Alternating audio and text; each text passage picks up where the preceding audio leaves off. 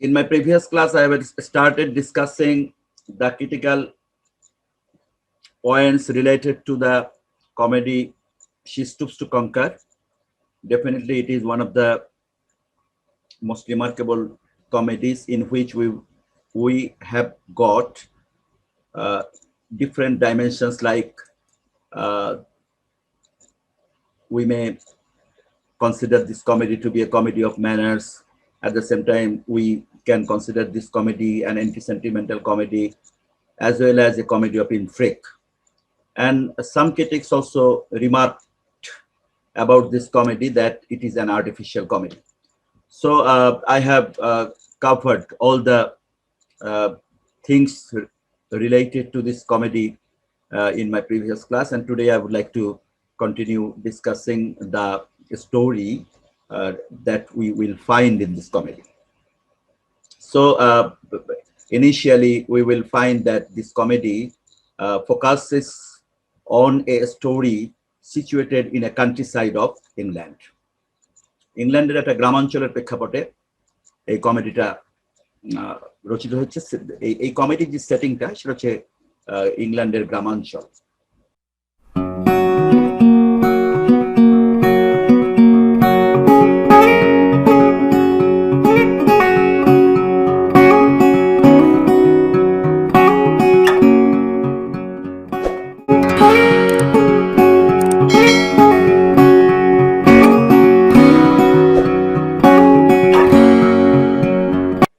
আমরা শুরুতে আমরা যেটা দেখবো এই কমেডিতে, যে Mr and Mrs হার্টক্যাসল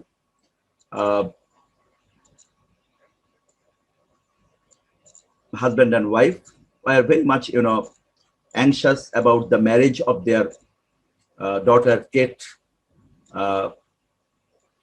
Hardcastle with a civilized, educated town people.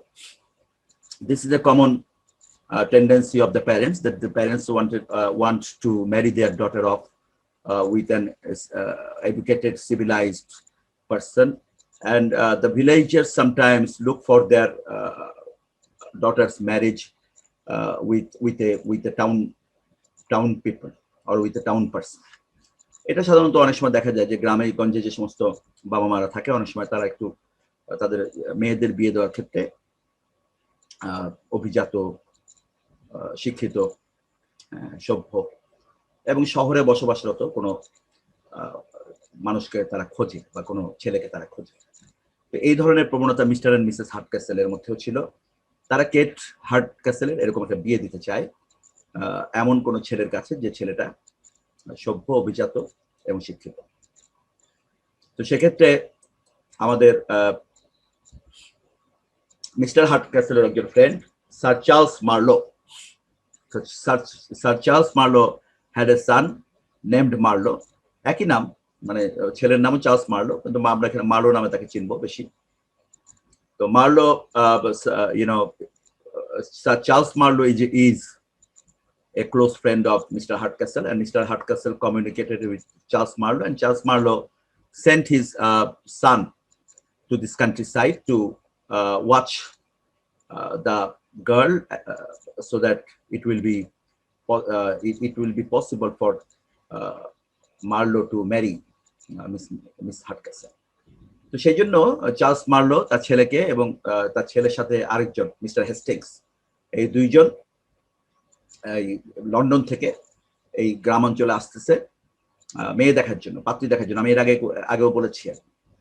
তো যখন তারা এসে পৌঁছেছে, এবং এই যে তারা যে আসতেছে, মানে বিশেষ করে মিস্টার মার্লো যে আসবে, এই ব্যাপারটা কিন্তু মিস্টার এবং মিসেস হার্টক্যাসল জানে, এবং তারা সেই জন্য খুব ওয়েট করে আছে, কারণ এটা তাদের আগ্রহ যে হয়তোবা এখানে তাদের মেয়ের বিয়ে দেওয়া সম্ভব হবে। তো সেই পরিপ্রেক্ষিতে তারা খুব অ্যাংশাসলি ওয়েটিং। আর মিস্টার চার্লস মার্লো তার ফ্রেন্ড হেস্টিংসকে সাথে করে নিয়ে যখন এই অঞ্চলে এসে পৌঁছেছে, তখন অনেক রাত হয়ে গেছে। তো এই রাতে হয়ে গেলেও যাওয়ার কারণে তারা আসলে বাসার বাড়িটা, যেহেতু তারা নিউ, এই লোকেশনটা তারা খুঁজে পাচ্ছিল না। তখন তারা একটা পাবে যায়। পাব মনে রাখবা, একটা পাব মানে হচ্ছে যেখানে পানশালা, আমরা বাংলায় বলি পানশালা, যেখানে মদ বিক্রি হয় এবং খাওয়া দাওয়া হয়। সেগুলোকে বলা হয় পাব। এগুলো ইংল্যান্ডের জায়গায় জায়গায় এই সমস্ত পাব ছিল। তো সেই পাবে তারা যায় খোঁজ নেওয়ার জন্য, যে এখানে বিশেষত তারা মূলত আসলে মানে যেহেতু বাড়িটা খুঁজে পাচ্ছে না, তো তারা মূলত আসলে এই পাবে মানে রাতের জন্য বিশ্রাম নিতে পারে কিনা সেই ব্যাপারটা জন্য তারা এই পাবে যায়। তো ওই পাবে আগের থেকে ওয়েট করেছিল টমি লাম্পকিন। I think you can remember the name of Tommy Lumpkin. Tommy Lumpkin হচ্ছে হাফ ব্রাদার অফ কেট হার্ডক্যাসেল। তো টমি লাম্পকিন একটু বাউন্ডেলে প্রকৃতির ছিল, মদ্যপান টান করতো এবং লেখাপড়া করেনি। তো টমি লাম্পকিন যখন জানতে পারে মিস্টার মার্লো এবং হেস্টিংস এর ব্যাপারটা, তো তখন সেও বুঝতে পারে যে এরা কেন এসেছে, কিন্তু সে একটু তাদের সাথে একটু ফান করার সিদ্ধান্ত নেয়, একটু মজা করার সিদ্ধান্ত নেয়। টমি লাম্পকিন একটু এই টাইপেরই, একটু মজা টজা করবে, হ্যাঁ, একটু হই হুল্লোড় করবে এরকম ধরনের। তখন টমি লাম্পকিন তাদেরকে বলে যে এখানে এই পাবে তো তোমরা থাকার ব্যবস্থা তোমাদের হবে না, তবে এখানে পাশাপাশি বা কাছাকাছি একটি সরাইখানা আছে, এই সরাইখানাতে চাইলে তোমরা যে কি করতে পারো, রাত্রি যাপনটা করতে পারো। তো সেই সরাইখানাটা আসলে সরাইখানা ছিল না, মূলত আসলে কি সেটা ছিল এই মিস্টার এবং মিসেস হার্ডক্যাসেলের বাড়ি। এবং সেই বাড়িটাকে এখানে কিন্তু আসলে মিস্টার মার্লো এই বাড়িতে আসার জন্যই কিন্তু এখানে এসেছে, কিন্তু তাকে এটা বলে দেওয়া হয় যে আসলে এটা একটা সরাইখানা। তখন তারা দুইজনে এই সরাইখানায় মনে করে এখানে আসে। তো তাদেরকে কিন্তু মিস্টার এবং মিসেস হার্ডক্যাসেল কিন্তু ঠিকই চিনতে পারে যে এটা স্যার চার্লস মার্লোর ছেলে। কিন্তু যখন যখন ওই মানে মার্লো এবং হেস্টিংস ওখানে যায়, তারা বিশেষ করে মার্লো এই ভদ্রলোককে অর্থাৎ মিস্টার হার্ডক্যাসেলকে একজন সরাইখানার মালিক বলে মনে করে, এবং সেই সরাইখানার মালিক মনে করে তাকে তার সাথে কি খুব একটা মানে ভালো আচরণ করে না, মানে কিছুটা ইনডিফারেন্ট অ্যাটিটিউড, কিছুটা রুক্ষ আচরণ। মনে করে সরাইখানা মালিকের সাথে আবার এত ভালো আচরণের প্রয়োজনটা কি, এরকম আচরণ করে। এবং সে ধরেই নেয় যে আসলে এটা সরাইখানার মালিক। আর ওই যে সরাইখানা মালিকের বউ হিসেবে মিসেস হার্ডক্যাসেলকে মনে করে। আর মিস হার্ডক্যাসেল, সেই মিস হার্ডক্যাসেলকে হার্ডক্যাসেলকে মনে করে যে এই সরাইখানাতে হয়তো কোনো বারমেইড হবে। বারমেইড মানে নিশ্চয়ই তোমরা জানো যে বারমেইড মানে যারা মদ্য টদ্য এগুলো সার্ভ করে তাদেরকে বারমেইড বলে। তো যখন মিস্টার হার্ডক্যাসেল এবং মিসেস হার্ডক্যাসেল দেখলো যে মার্লো তাদের সাথে এরকম আচরণ করছে, তখন তারা একটু হতাশ, দে আর ভেরি মাচ ফ্রাস্ট্রেটেড। কারণ তারা মনে করেছিল যে মার্লো একটু অভিজাত হবে, তার ভদ্র হবে, সভ্য হবে। তো এরকম রুক্ষ আচরণে তারা খুব হতাশ হয়। আর কেট হার্ডক্যাসেল যখন উপলব্ধি করতে পারে যে আসলে মার্লো তাকে সরাইখানার বারমেইড মনে করেছে, এরকম যখন উপলব্ধি করতে পারে, তখন আসলে কেট হার্ডক্যাসেল সে পরিচয় দেয় যে আসলে সে হচ্ছে কি, সে হচ্ছে এই সরাইখানার মালিক অর্থাৎ মিস্টার হার্ডক্যাসেলের দুঃসম্পর্কের আত্মীয়। সে কিন্তু পরিচয় দেয় না, মানে কেট হিসাবে নিজেকে পরিচয় দেয় না। আর মার্লো তাকে ওই বারমেইডই মনে করে। এবং মার্লোর একটা বৈশিষ্ট্য ছিল, এই বৈশিষ্ট্যটা হচ্ছে মার্লো সাধারণত তার সমপর্যায়ের মেয়েদের সাথে, সম অবস্থানের মেয়েদের সাথে কথা বলতে একটু সংকোচ বোধ করতো, কিন্তু তাদের থেকে লোয়ার লেভেলের মেয়েদের সাথে কথা বলতে সে তেমন কোনো সংকোচ বোধ করতো না। তো সেক্ষেত্রে এই কেটকে যেহেতু সে তার তুলনায় একটু লোয়ার লেভেলেরই মনে করতেছে, যেহেতু বারমেইড মনে করতেছে, তো তার সাথে সে স্বাচ্ছন্দ্যেই কথাবার্তা বলতে লাগলো।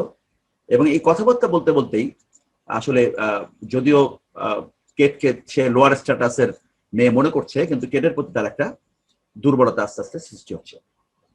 আর কেট সে নিজের অবস্থানটাকে লোয়ার ইচ্ছা করেই করে ফেলে যখন এরকম অবস্থাটা সে জানতে পারে যে মার্লো তাকে মনে করতেছে বারমেইড। তখন সে আসলে নিজেই তার অবস্থানটাকে একটু লোয়ার করে ফেলে। এবং এই লোয়ার, এই জন্যই এই নাটকটার নাম শি স্টুপস টু কনকার। সে নুয়ে পড়েছে, নুয়ে পড়েছে মানে কি লোয়ার পজিশনে নিয়ে চলে গেছে টু কনকার, জয় করার জন্য। কাকে জয় করার জন্য? মার্লোকে জয় করার জন্য, যে মার্লো আসলে সত্যিকার অর্থে ভালো মানুষ কিনা এবং কিরকম, এইটাকে উপলব্ধি করার জন্য। এই জন্য এই নাটকটার নাম হচ্ছে শি স্টুপস টু কনকার। তো এখানে এরকম যে অবস্থা চলতে লাগলো। আর ওইদিকে হেস্টিংস যখন এখানে আসে, কারণ হেস্টিংস তো মার্লোর সাথেই আসে, হেস্টিংস কিন্তু ওইখানে আগের থেকেই এই বাড়ির একটি মেয়ের সাথে রিলেটেড ছিল। সেই মেয়ের নাম কি? সেই মেয়ের নাম হচ্ছে কনস্ট্যান্স ম্যারি। এই কনস্ট্যান্সের সাথে সে রিলেটেড ছিল। কনস্ট্যান্স এবং হেস্টিংস, কনস্ট্যান্স কিন্তু হেস্টিংসকে আসল ব্যাপারটা বলে দেয়। হেস্টিংস কিন্তু ঠিকই জানতে পারে যে এই বাড়িটা আসলে মিস্টার এবং মিসেস হার্টক্যাসেলের, এটা কনস্ট্যান্সের কাছ থেকে সে জানতে পারে। কিন্তু হেস্টিংস এই ব্যাপারটা তার ফ্রেন্ডকে বলে না। তারাও সিদ্ধান্ত নেয় যে তারা একটা কি করবে, তারাও একটু মানে কিছুটা দেখবে, অবজার্ভ করবে, ফান করবে। আর এদিকে আরেকটা ব্যাপার যেটা হয়েছিল সেটা হচ্ছে কনস্ট্যান্সের কিছু সম্পত্তি, মানে কিছু অর্নামেন্টস তার আন্টের কাছে সংরক্ষিত ছিল মিসেস হার্টক্যাসেলের কাছে। মিসেস হার্টক্যাসেল কোনোভাবেই চায় না এই অর্নামেন্টস গুলো থেকে মানে সে বঞ্চিত হোক।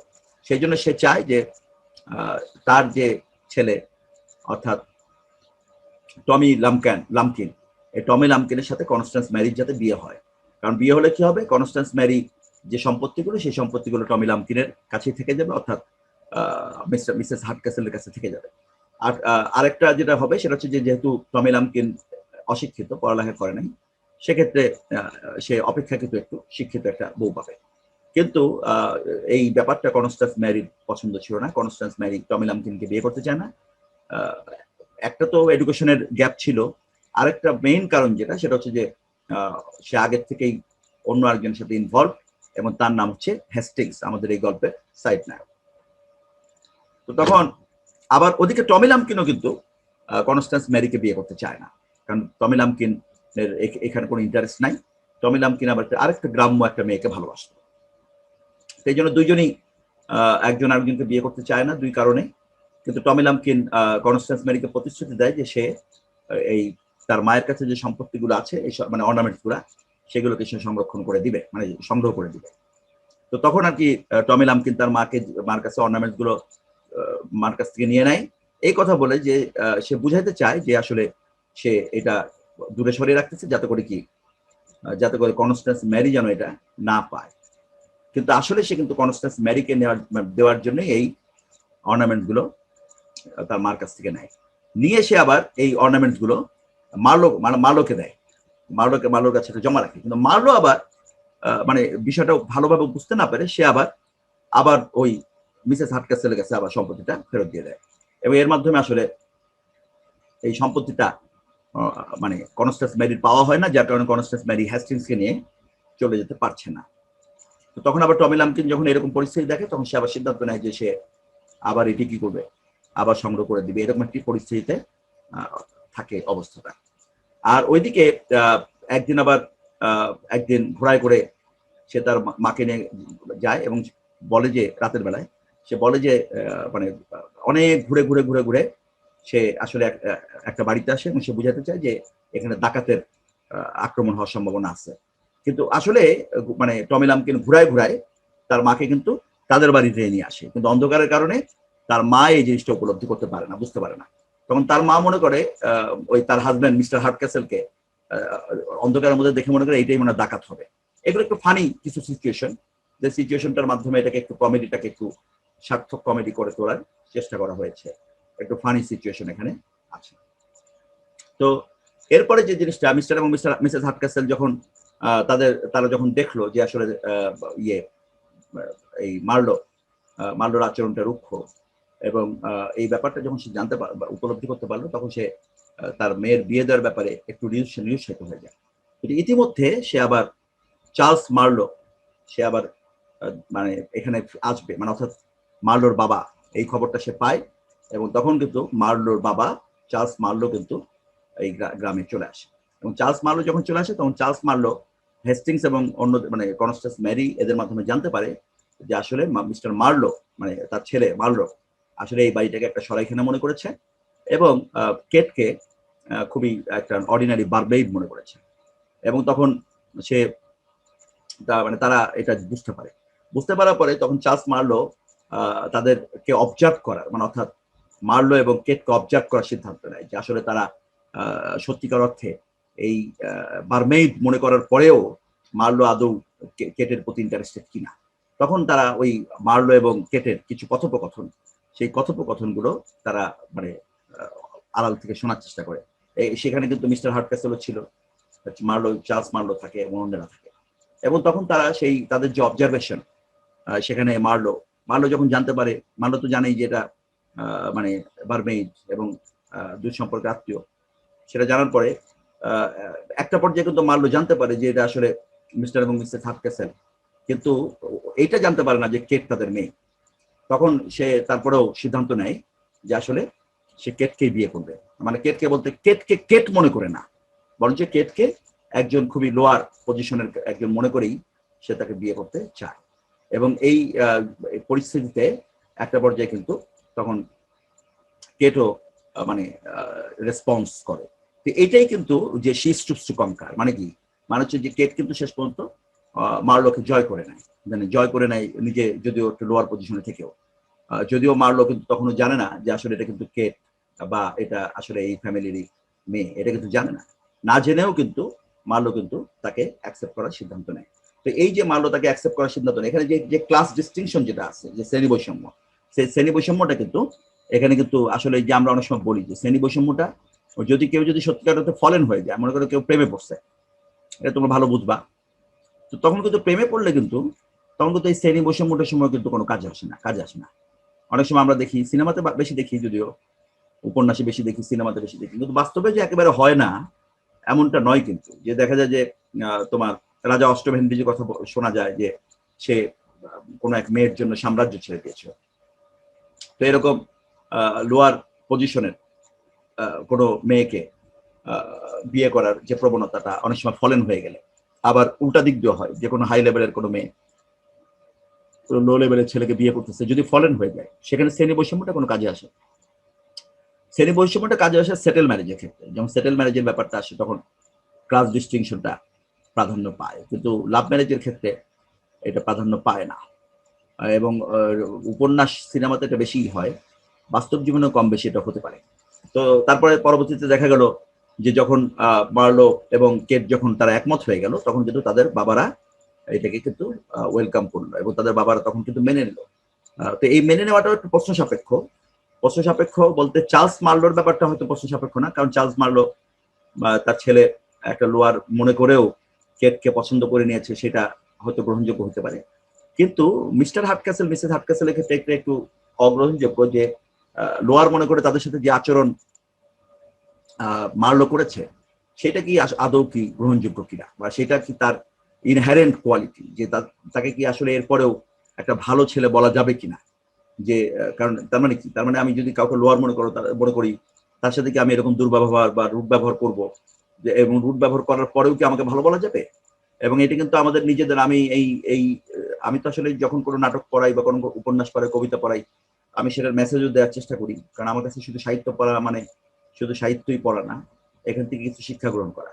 তা আমরা আমাদের নিজেদেরকে একটু ইভালুয়েট করে দেখতে পারি, যে আমরা অনেক সময় যারা একটু লোয়ার পজিশনে থাকে, হ্যাঁ, মনে করো রিক্সাওয়ালা, কথার কথা, ফর এক্সাম্পল রিক্সাওয়ালা, অথবা এই টাইপের কোনো লোকজনের সাথে আমাদের যে আচরণটা অনেক সময়, সেই আচরণটা কিন্তু অনেক সময় প্রশ্ন সাপেক্ষ। আমরা দেখা যায় যে আমাদের সমপর্যায়ে বা আমাদের উপরের পর্যায়ের লোকেদের সাথে একরকম আচরণ করছি, এবং সেখানে হয়তো ইচ্ছা হোক অনিচ্ছা হোক ভালো আচরণ করার চেষ্টা করছি, কিন্তু লোয়ার পজিশনের ক্ষেত্রে যে আমাদের আচরণ, অনেকের আচরণ কিন্তু প্রশ্ন সাপেক্ষ। আমরা অনেক সময় আমাদের সাব স্টাফদের সাথে আচরণ কিন্তু ভালো করি না, এবং অনেক সাব স্টাফরা কিন্তু তাদের উপরের বসদের উপরে দারুণভাবে ডিসপ্লিসড বা ভীষণভাবে ডিসপ্লিসড। এরপরে আমরা পথে ঘাটে, রাস্তাঘাটে বিভিন্ন সময় অন্যান্যদের সাথে বিনা কারণে, হ্যাঁ, কখনো যদি কারণ ঘটে তখন তুমি একটু রুক্ষতা মানে প্রয়োজন হইতে পারে। অনেক সময় যে সবসময় যে একেবারে দুনিয়াতে সবসময় একেবারে কোমল কথায় কাজ হবে পৃথিবীতে, ব্যাপারটা এরকম না। কখনো কখনো একটু হার্ড টকের প্রয়োজন আছে, কিন্তু সেটা কিন্তু কারণ সাপেক্ষে। যে না, আমাকে কেউ একটা রাস্তায় আমার সাথে কেউ দুর্ব্যবহার করছে, আমি তখন যদি মহামানব সেজে বসে থাকি, অনেক সময় দেখা যাবে যে এখান থেকে নিজেকে সেভ করা কঠিন হবে।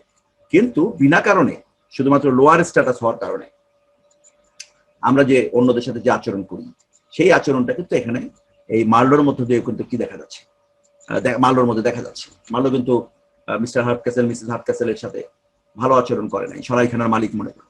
তো সরাইখানার মালিক মনে করলে কি তার সাথে খারাপ আচরণ, খারাপ বলতে রুক্ষ আচরণ, এটাকে আমরা বলি রুক্ষ আচরণ, সেই রুক্ষ আচরণ কি করা যাবে? অথবা কেটের সাথে তার যে আচরণ প্রথম দিকে ছিল, হ্যাঁ, পরবর্তীতে কেটের সাথে মিশতে মিশতে এক পর্যায়ে কেটের সাথে প্রতি সে ইন্টারেস্টেড হয়ে যায়, সেটা আলাদা কথা, বা কেটের প্রতি তার ভালোবাসা জাগ্রত হয় ওটা, কিন্তু প্রথম পর্যায়ে কিন্তু কেটের সাথেও কিন্তু তার আচরণটা একজন বারবাইট মনে করে ভালো আচরণ ছিল না। তো সুতরাং এই আচরণ এখানে যদি আমরা যখন মার্লোকে ইভালুয়েট করব, মার্লোকে জাস্টিফাই করব, মার্লোকে জাস্টিফাই করতে যে আমরা কিন্তু আমাদের নিজেদেরকেও জাস্টিফাই করতে পারি যে আমরা আসলে আমাদের অবস্থানটা কিরকম, সেটাও কিন্তু আমরা জাস্টিফাই করতে পারি। আর এখানে আমরা যেহেতু এটা একটা কমেডি, এই কমেডির মধ্যে কিন্তু এটা একটা হ্যাপি এন্ডিং। আমরা দেখি যে টমি লামকিন কিন্তু শেষ পর্যন্ত আবার মানে কি এই যে কনস্ট্যান্স মেরিকে যে দেওয়া তার প্রতিশ্রুতি, সেই প্রতিশ্রুতি কিন্তু সে পূরণ করে এবং টমি লামকিন জানিয়ে দেয় যে সে কনস্ট্যান্স মেরিকে বিয়ে করবে না। যদিও মিসেস হাডক্যাসল খুবই অসন্তুষ্ট হয় যেহেতু তার এই অর্নামেন্টস গুলো তার কাছে থাকতেছে না, কিন্তু আলটিমেটলি তার আর কোনো অল্টারনেটিভ ওয়ে থাকে না, তখন সেই কনস্ট্যান্স মেরিকে অর্নামেন্টস দিয়ে দিতে বাধ্য হয় এবং বাকিরা সবাই কনস্ট্যান্স মেরির সাথে হেস্টিংসের বিয়েটাও মেনে নেয় এবং মার্লোর সাথে কেটের বিয়েটাও মেনে নেয় এবং পরবর্তীতে একেবারে শেষ পর্যায়ে সে মার্লো জানতে পারে যে কেট আসলে এই বাড়িরই মেয়ে।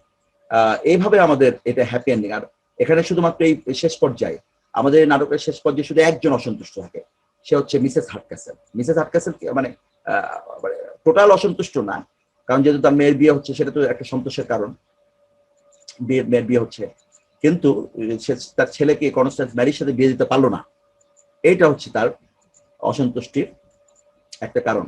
এবং সেখানে অসন্তুষ্টির কারণের ক্ষেত্রে আরেকটা ব্যাপার যেটা আছে সেটা হচ্ছে যে আসলে সম্পত্তি। তো এই যে ব্যাপারটা মানে বিয়ের ক্ষেত্রে money plays a very vital role বা wealth plays a very vital role.